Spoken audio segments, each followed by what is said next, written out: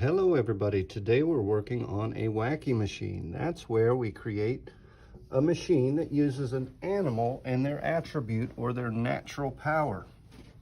Stopping for a sip of coffee. Well, a monkey could create a system of collecting coffee beans for Mr.C to drink the juice of those said beans in the morning and wake up, which is coming in handy today. Thank you, Frontier Schools, for providing coffee and a bagel this morning. That was nice. And so I'm thinking of animals and their attributes and what they're good at. Monkeys are good at climbing. Cows are good at eating grass. So are goats. A goat is a perfect natural lawnmower, but they are destructive. They will eat probably the tires off your car if they're hungry enough, or the antenna, or whatever they can. So they're probably not good in that way as far as keeping a nice house. A monkey would not be a good maid because they probably go to the bathroom anywhere they want to, so that would create more of a mess. Dogs are good at barking at the door, even if it's a doorbell on television. My dog barks at that. But besides that, she's a very good sleeper. She's good at eating and sleeping and barking. But she's not a great alarm system as far as if somebody did break in, that dog probably would not help us much. But talked about horses, goats, I've talked about monkeys, I've talked about dogs. Let's decide on an animal and what they are good at. I wanted to sketch a few different animal forms to show you, well, this is kind of an easy way to draw this animal. And let's see if you can guess what it is.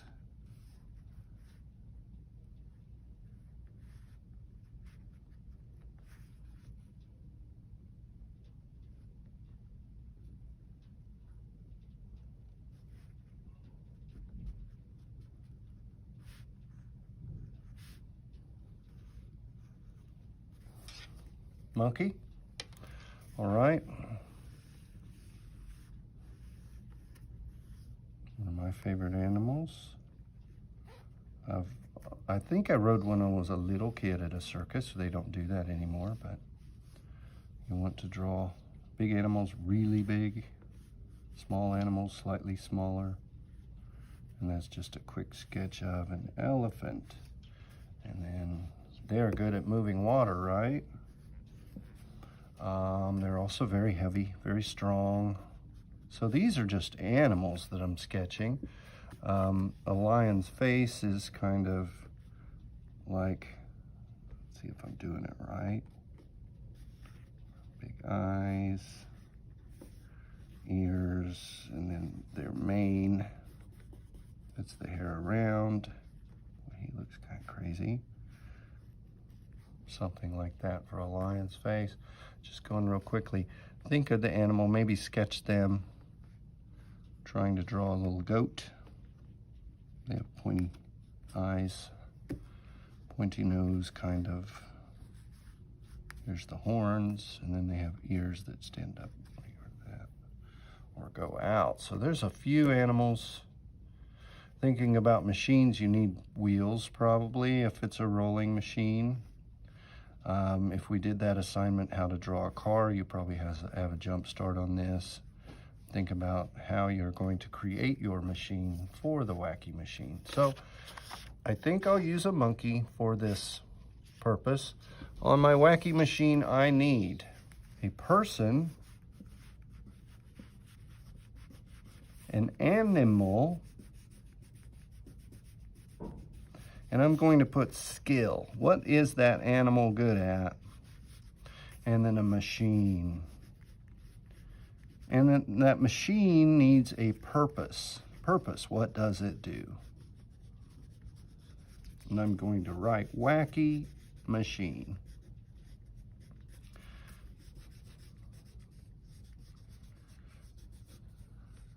So, person plus an animal, skill plus a machine, purpose equals a Wacky machine. All right, let's think about what a monkey is good at. They're social animals. They're good at climbing trees. They have an order to their pack and a system of who's the leader and who's not and who does what job. And they do move up and promote each other, like humans sometimes do. They're good at climbing and collecting things. So this could be the perfect banana go-getter if it didn't eat all the bananas. So you might think about, well, what is the monkey going to have? Made me think about coronavirus. Well, if the monkey had a mask on, it would take a second to take that mask off, and then it could get rewarded with a banana or 2 or 20, however many it wanted to eat. I think they eat the bananas quite a bit. But maybe it'd have a mask on and it only released or opened or came off of the monkey when they had collected 20 or 30 or 50 or 100 monkeys. So that's something to think about, why the monkey would save the bananas and give to the human in the machine, so the machine could sort the ripe ones from the not ripe ones and the rotten ones and throw them away. The monkey would be the first control factor.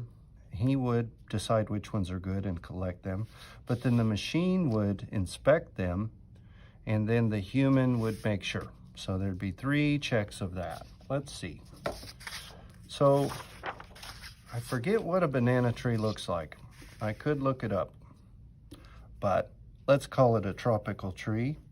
I'm going to put a horizon line, that's right to left, side to side, we know. Putting a tree here, saying it's a tropical kind of tree. So I have a setting. See the setting? It is kind of a sandy area. And then they have these balloons growing off, bananas, sorry. More coffee, thank you. So I have bananas, I will color those yellow. Now the monkey, I'm simply going to draw him small, but he is pointing at these bananas.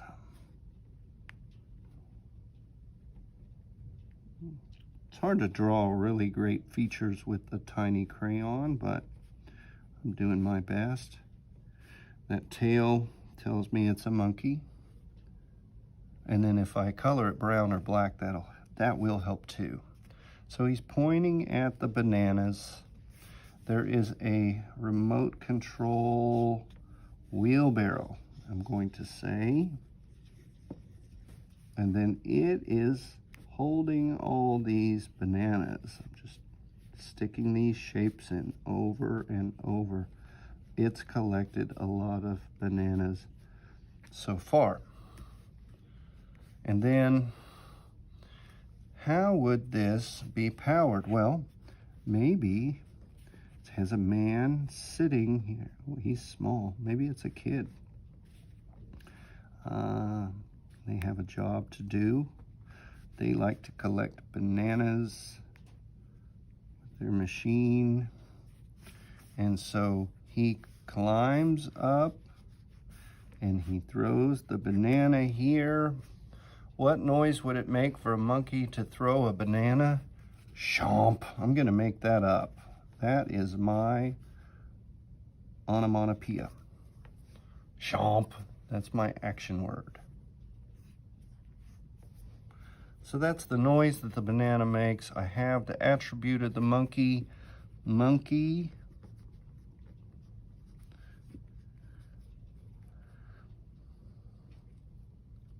Go getter. Monkey go getter. Let's call it banana. B-A-N-A-N-A. B-A-N. Banana. Monkey go getter. So that is the name of my edition. Let's call it Banana Monkey Go Getter 2020.